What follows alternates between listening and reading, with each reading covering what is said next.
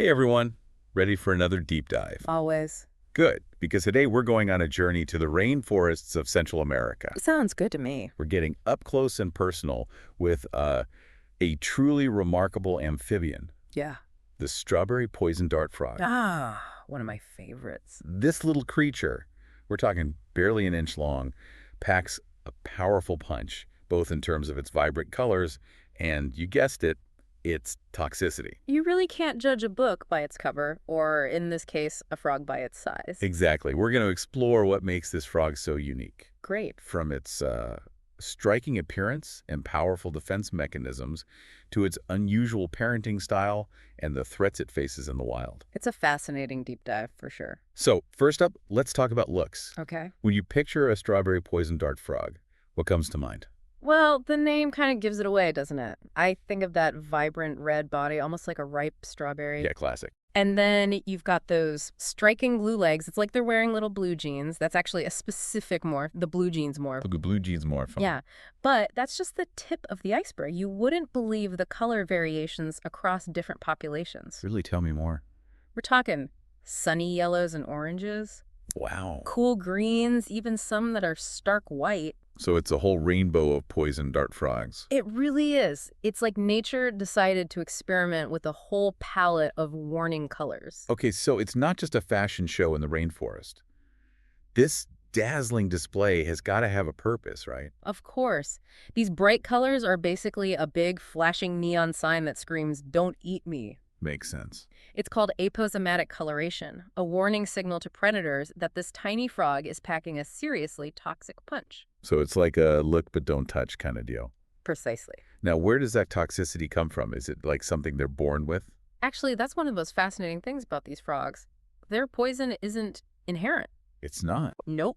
It comes from their diet. Really? They feed primarily on ants and mites. Oh, interesting. And these tiny insects contain alkaloids, toxic compounds that the frogs then store in their skin. So it's like they're weaponizing their food. Exactly. So hypothetically, if I raised a strawberry poison dart frog in captivity and fed it, say, fruit flies, it wouldn't be poisonous. You got it. Captive-bred frogs, without access to those specific ants and mites, actually become non-toxic. That is wild. It makes you realize how vulnerable they are, you know? Right. What if their food source disappears? It seems like a risky evolutionary strategy. It definitely raises questions about the trade-offs between specialization and adaptability in evolution. Speaking of specialized adaptations, I got to ask about the blowgun darts. Are strawberry poison dart frogs the ones used for that? So, while it's true that some indigenous groups have used poison dart frogs for that purpose, Right. the strawberry poison dart frog itself isn't typically the one. Okay, so which ones are? It's usually other species, like the golden poison dart frog, that have been the primary source for that. Interesting. So these little guys get a pass on that one. Exactly. All right, let's shift gears and talk about their love lives, shall we? Sounds fun. They've got some pretty unique reproductive habits, right? Definitely. Unlike many amphibians that head to the water to lay their eggs, strawberry poison dart frogs choose to lay their eggs on land, usually tucked away somewhere safe and moist, like in the leaf litter. Safety first. And from the moment those eggs are laid, the male takes on the role of a dedicated dad, guarding them fiercely. What a good dad. He's a real protector. And then things get even more interesting when the eggs hatch. The mother really steps up her parenting game, doesn't she? Oh, absolutely. Once the eggs hatch, she takes on the incredible task of transporting each tadpole, one by one, on her back to individual little pools of water. Wow, one by one. Yeah. They're often found in bromeliads or tree holes. You can imagine it like a miniature froggy taxi service. That is some serious dedication. It really is. And the dedication doesn't stop there, does it? I mean, she also has a unique way of feeding them, right? Absolutely. She feeds them unfertilized eggs as their only source of nutrition.